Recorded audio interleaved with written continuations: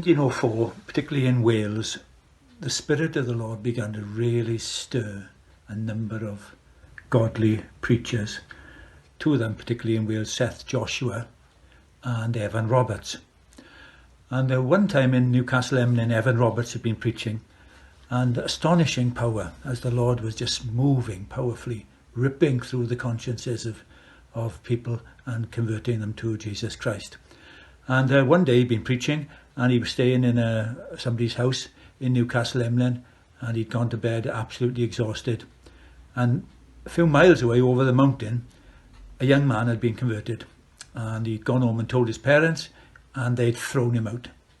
And so he'd heard about this man called Evan Roberts. He tramped over the mountain. By the time he got to Newcastle Emlyn, it was early hours in the morning. He banged on the door of this house. Obviously the frightened owner came to the door of the lady and said, "Yes, what do you want?" And he said, "Oh, is Evan Roberts, Mr. Roberts staying here? I want to speak to him." "Oh, it's too late now," she said. He said, I got to speak to him. I got to speak to him. I've been saved tonight. I got to speak to him."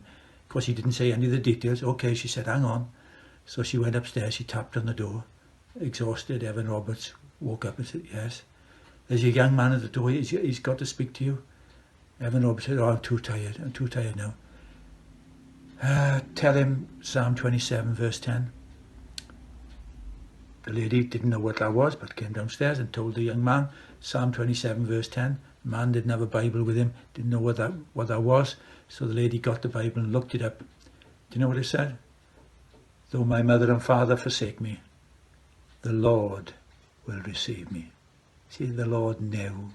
Even though Evan Roberts was exhausted, the Lord knew, and through Evan Roberts gave a precious verse to that young man.